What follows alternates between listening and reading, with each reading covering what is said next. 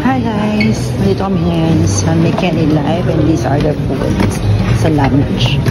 Yes. Eh, ito po yan. Ayan. Ito yung mga food na siniserve nila. Kanina, yung breakfast, konti lang siya. Pero ngayon, marami na siyang choices. If you want seafood, ito naman. Ayan. Here naman nila. Ito guys, nakatikman ko na ito. Yung sisig niya, as yung for the win talaga yung taste niya.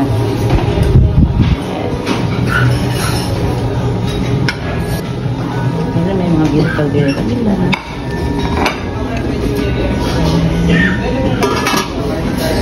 Pork curry. Yung kanilang chop suey if you want vegetables. Yung chop suey na guys. Anywhere binagoongan or bagoong fried rice. Right. Tayo sa mga appetizer nila. Ito yung mga sinaserve nilang food. Happy birthday, Kel! Ayan guys. Ito naman tayo sa mga appetizer din nila. And ito naman po yung drinks na sinaserve din. Ito naman sa kanilang soup and bread station. Ito naman yung sushi station nila. Ito yung mga choices. Yan. Station nila, ito yung mga noodles nila. And ang masarap na dito is their Jasmine siomai. Ang siomai at ang noodles nila. Guys, ito masarap. Yung seafood nila. You must try. Guys, ito yung kinuha kong food. Ayan. Ito, yung sashimi nila is tuna and salmon tuna. Pero meron siyang rice ilalim. And this one naman is their, syempre, pamalakasan ng sisig. Guys, masarap po yan.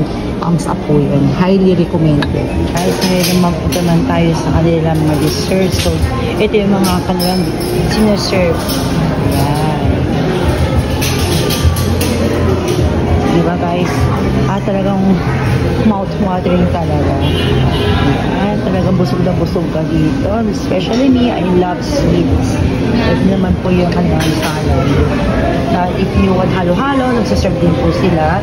And then also, the pastries, yung kanilang ensimada, cheese, ito po, yan. And also, ito na, yung pamalakasan nila na umiikot na ice cream. Ayan. Last one, ito naman po, kung gusto yung crepe, dito kayo mag-order. So that's all now for now guys.